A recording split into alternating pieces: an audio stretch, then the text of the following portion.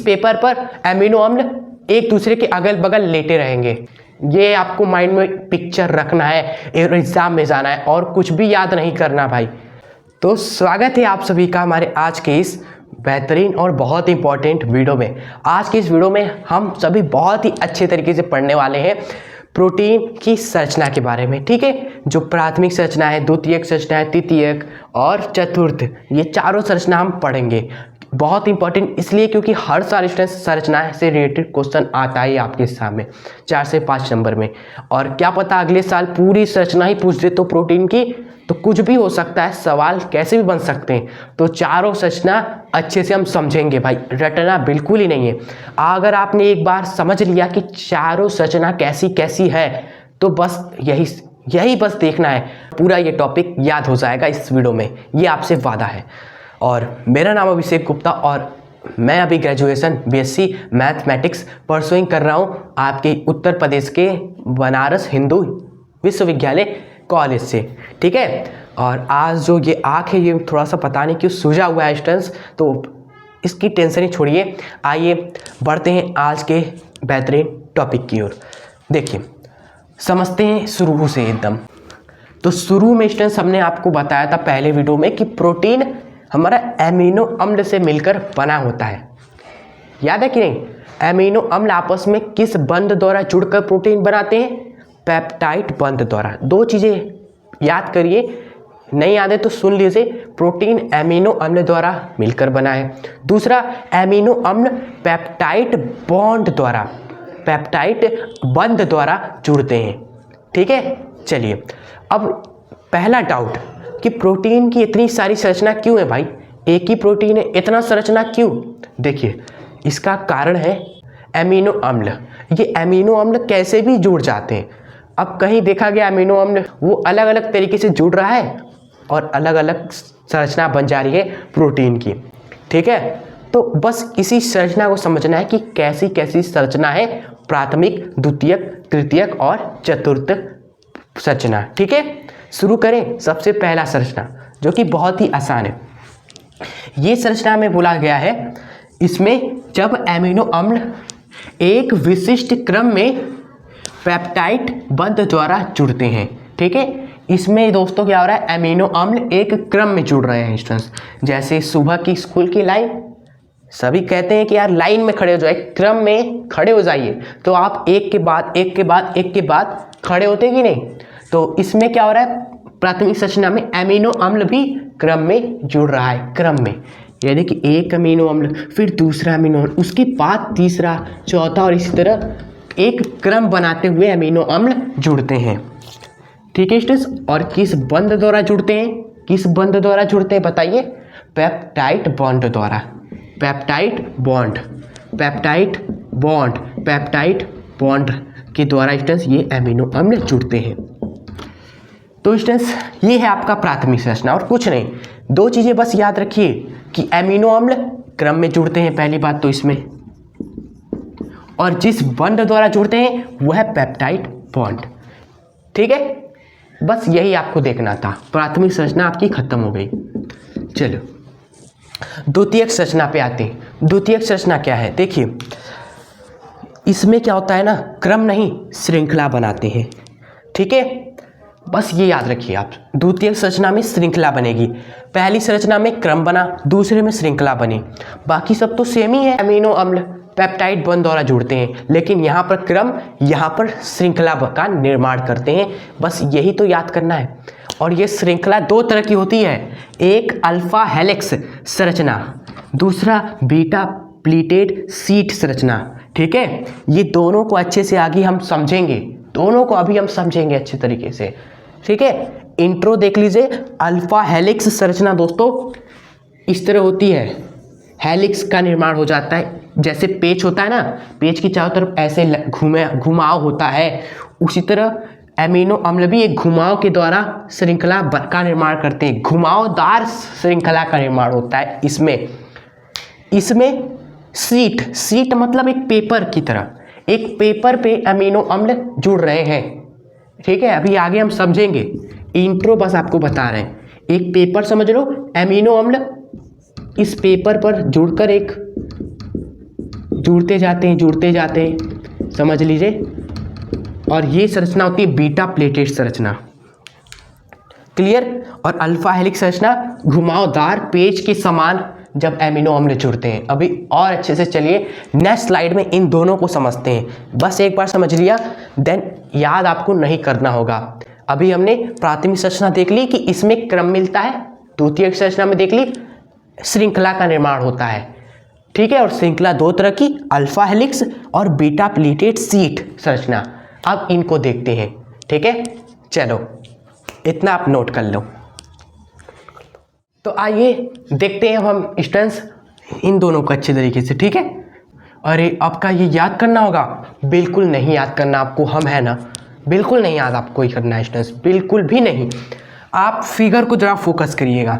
Figure का intro हमने आपको दे दिया था कि अल्फा हेलिक्स संरचना कैसी होती है, पेज के समान घुमावदार होती है। स्टूडेंट्स इस तरीके से देखो, इस तरीके से स्टूडेंट्स, ये है अल्फा हेलिक्स संरचना। बस इसको समझिए। अल्फा हेलिक्स संरचना किस तरह दिख रही है आपको? पेज की तरह। अब कई लोग को ये भी नहीं समझ में आ रहा हो कि पेज की तरह क्यों, कैसे पेज की तरह? देखिए पेज आपने नहीं देखा, इस तरीके से होता है पेज स्टूडेंट्स, इसके चारों तरफ इस तरीके से बने होते हैं। क्लियर। पेज के समान ही स्टूडेंट्स यह भी स्ट्रक्चर बना हुआ है। जिस तरह पेज के चारों तरफ आप देखते हो इस तरह राउंड राउंड होता है, उसी तरह हेलिक्स संरचना भी इसी तरह होती है। एमिनो अम्ल क्या होंगे? Round round round round round जुड़ेंगे और श्रृंखला बनाएंगे। इसको बोलते हैं अल्फा हेलिक्स संरचना, ठीक है। इसमें देखिए एक बात याद रखिएगा, एमिनो अम्ल का जो समूह होता है एक, देखिए एक तरफ होता क्या है, NH2 समूह होता है एमिनो अम्ल में, एक तरफ होता है ये वाला समूह, ठीक है। एक तरफ एमिनो समूह, एक तरफ कार्बोक्सिलिक समूह होता है एमिनो अम्ल में, ठीक है। तो इसी तरह ढेर सारे दोस्तों एमिनो अम्ल होंगे, इसी तरह ढेर सारा एमिनो अम्ल होगा इसी में, ठीक है। तो एक और बनाते हैं हम जरा, तो एक तरफ कार्बन के क्या होगा, NH2 समूह होगा, NH2 समूह, दूसरी तरफ कार्बोक्सिलिक समूह C double bond O OH। तो इसी तरह ढेर सारे होंगे। तो होता क्या है दोस्तों, ये सभी आपस में हाइड्रोजन बॉन्ड के द्वारा जुड़ जाते हैं। किस बॉन्ड के द्वारा? हाइड्रोजन बॉन्ड के द्वारा। कौन कौन से समूह जुड़ेंगे? देखो हाइड्रोजन बॉन्ड के द्वारा एक खत्म हुआ, दूसरा शुरू हुआ, C डबल बॉन्ड O वाले समूह पर खत्म हुआ, और ये वाला तब दूसरा वाला शुरू होगा NH2 समूह पर। तो दो तरह के समूह स्टूडेंट्स आप देख रहे हो, एक C डबल बॉन्ड O समूह खत्म हो रहा है तो शुरू हो रहा है NH2 समूह। तो हाइड्रोजन बॉन्ड के द्वारा कौन समूह जुड़ेगा? कौन सा समूह जुड़ेगा? NH समूह और एक आपका C डबल बॉन्ड O, ये समूह, ठीक है। यही दो समूह आपस में हर एक मोड़ पर हाइड्रोजन बॉन्ड के द्वारा जुड़ते हैं। ये हमने समझाने के लिए यहाँ पर दिखाया आपको, अदरवाइज केवल फिगर बनाकर आपको छोड़ देना है, ठीक है। और यही होगी आपकी अल्फा हेलिक्स संरचना जो पेज के समान होती है, और इसके हर एक मोड़ पर स्टूडेंट्स NH समूह और C डबल बॉन्ड O समूह हाइड्रोजन बॉन्ड के द्वारा जुड़े होते हैं। आई होप आपको समझ में आ गया होगा। अगर नहीं समझे स्टूडेंट्स तो बस ये याद रख लीजिएगा वो पॉइंट, ठीक है। अब देखते हैं बीटा प्लेटेड शीट संरचना स्टूडेंट्स। यह एक शीट के समान होती है, एक पेपर जैसा होता है भाई। इस तरीके से बना देते हैं, यहाँ पर एक पेपर, एक पन्ना ले लिया आप सभी ने, उस पन्ने पर अमीनो अम्ल एक दूसरे के अगल बगल रहते हैं। इसमें क्या होता है, देखिए इसमें अमीनो अम्ल एक दूसरे के अगल बगल, ये अमीनो अम्ल, दूसरा अमीनो अम्ल, उसके नीचे तीसरा अमीनो अम्ल, चौथा अमीनो अम्ल, इस तरह एक पन्ने पर सारे अमीनो अम्ल लेटे रहते हैं और एक दूसरे से जुड़ेंगे कि नहीं? जुड़ेंगे। किस बंध द्वारा जुड़ते हैं? यहाँ पर भी स्टूडेंट्स हाइड्रोजन बंध के ही द्वारा जुड़ते हैं। ये वाला बहुत ही आसान था। ये किस तरह की संरचना है? पेपर मान लीजिए स्टूडेंट्स, ये पेपर मान लो, इस पेपर पर अमीनो अम्ल एक दूसरे के अगल बगल लेटे रहेंगे, ठीक है, लेटे रहेंगे एक दूसरे के अगल बगल, आगे पीछे ऊपर नीचे, और आपस में ही हाइड्रोजन बॉन्ड के द्वारा जुड़ते रहते हैं। जुड़े रहते हैं, आपस में ही हाइड्रोजन बॉन्ड के द्वारा जुड़े रहते हैं। ठीक है, देखो इस तरीके से बहुत सारे अमीनो अम्ल स्ट्रेंस आपस में हाइड्रोजन बॉन्ड के द्वारा जुड़े रहते हैं, याद रखिएगा। ठीक है, ऐसे ऐसे बहुत बड़ा होता है। चलिए, ये हो गई आपकी बीटा प्लीटेड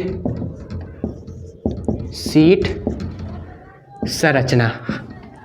ठीक है, चलिए तो अब स्टूडेंट्स हम बढ़ जाते हैं अपने आगे की ओर। तृतीयक और चतुर्थ संरचना देखते हैं। ठीक है, वो आसान था, द्वितीय वाला संरचना ही थोड़ा सा मुश्किल है। एक बार अगर आपने समझ लिया, दोबारा रिवाइज करके देख लीजिएगा, फिट हो जाएगा माइंड में, ये वादा करता हूँ मैं आपको।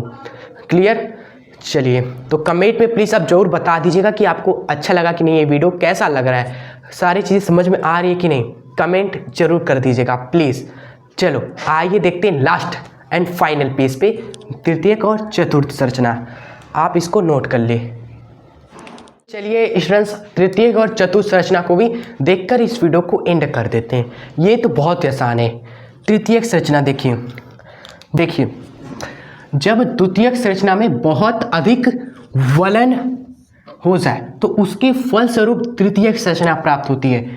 तृतीयक संरचना कैसे बना? द्वितीयक संरचना से। द्वितीयक संरचना कैसा था भाई? एक देखो, एक वाला एक हमने देखा था इस तरह वलय के समान। अब इसी तरह दोस्तों 2-3 वलय और आ जाए, इसी में 2-3 वलय और डाल दो प्रोटीन का, तो कुछ ऐसा वलन हो जाएगा, ढेर सारा वलय आ गया। ठीक है, तो आपकी बन गई तृतीयक संरचना, 3 डिग्री यानी कि तृतीयक संरचना। ये फिगर आप एग्जाम में मत बनाइएगा, नहीं तो गड़बड़ हो जाएगा, तो स्ट्रक्चर बहुत ही बेकार हो जाएगा, तो आप मत बनाइएगा। समझाने के लिए बता रहे हैं कि ढेर सारा जब वलन हो जाए तब तृतीयक संरचना बनती है। क्लियर? किसके फलस्वरूप? फलन के फलस्वरूप। हाँ, तो इसको आप इस तरीके से याद रखिएगा कि द्वितीयक संरचना का वलन हो गया ढेर सारा, तो तृतीयक संरचना बन गया, खत्म। चतुर्थ संरचना क्या हो गई? चतुर्थ संरचना में क्या होता है स्टूडेंट्स? पुंज बनता है। क्या बना हमारा? पुंज। और ये पुंज प्रोटीन का बनता है। किसका बना? प्रोटीन का पुंज। चतुर्थ संरचना क्या है? जिसमें प्रोटीन का पुंज का निर्माण हो, वो है स्टूडेंट्स प्रोटीन की चतुर्थ संरचना। इसी को बोलोगे आप 4 डिग्री संरचना, चतुर्थ संरचना प्रोटीन की।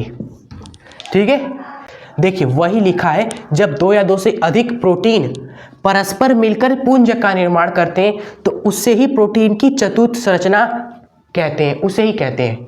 ये आपका पूरा फिनिश हो गया स्टूडेंट्स, और ज़्यादा कुछ नहीं इसमें देखना आपको। प्राथमिक संरचना क्या होती है स्टूडेंट्स? प्राथमिक संरचना में प्रोटीन क्या होते हैं? क्रम में जुड़े होते हैं। किसमें? क्रम में। तो इससे हमारा 1 डिग्री संरचना बनती। उसके बाद द्वितीयक संरचना में क्या हुआ था? द्वितीयक संरचना में प्रोटीन ने श्रृंखला का निर्माण कर दिया। श्रृंखला का निर्माण हो गया, श्रृंखला का निर्माण हुआ। और ये 2 तरह का श्रृंखला का निर्माण हुआ। पहला अल्फा हेलिक्स संरचना, दूसरा बीटा प्लेटेड शीट संरचना। ठीक है, और तृतीय संरचना क्या है? जब द्वितीयक संरचना में जो हेलिक्स संरचना है इसका हो जाए बहुत ज़्यादा वलन, और चतुर्थ संरचना पुंज है प्रोटीनों का। ये आपको माइंड में पिक्चर रखना है, एग्जाम में जाना है, और कुछ भी याद नहीं करना भाई। तो बताइए कैसी रही हमारी आज की वीडियो, मज़ा आया कि नहीं? आप सभी को कमेंट में ज़रूर बताना। इतना अच्छा टॉपिक था और बहुत इंपॉर्टेंट भी था, और अच्छे से आप समझ गए होंगे। मुझे बस यही खुशी होगी आप कमेंट में ये बात बताएं। ठीक है, और अच्छी लगी तो जाकर इस वीडियो को प्लीज़ एक लाइक कर दीजिए ना, और चैनल पर अगर आप सभी नए हो तो सब्सक्राइब करके जुड़िएगा, और मैक्सिमम स्टूडेंट्स को भी जोड़िएगा, अपने मित्र फ्रेंड्स यारों को भी इस चैनल से कनेक्ट करें। ठीक है, जिससे मैक्सिमम स्टूडेंट्स की हम हेल्प कर पाएँ। ठीक है, और अभी 1 शॉट भी मुझे लाना है आप सभी के लिए। बोर्ड एग्जाम में आप फोड़ कर मचाओ, 1 शॉट ऐसा लेकर आएंगे। क्लियर? तो टेंशन मत रखिएगा, बोर्ड एग्जाम में जितना ज़्यादा आप मेहनत कर रहे हो उससे 10 गुना मेहनत हम यहाँ पर कर रहे हैं आपके लिए, जिससे टॉपिक्स को आपके लिए बहुत ही आसान बनाकर माइंड में फिट कर दिया जाए। बोर्ड से रिलेटेड सारे सवाल आप करके आओ, इस तरीके से हम हर एक टॉपिक को डिस्कस करेंगे वन शॉट में। टेंशन मत रखिए, हम है तो काहे का गम है। चलिए मिलते हैं नेक्स्ट वीडियो में, तब तक के लिए जय हिंद, वंदे मातरम।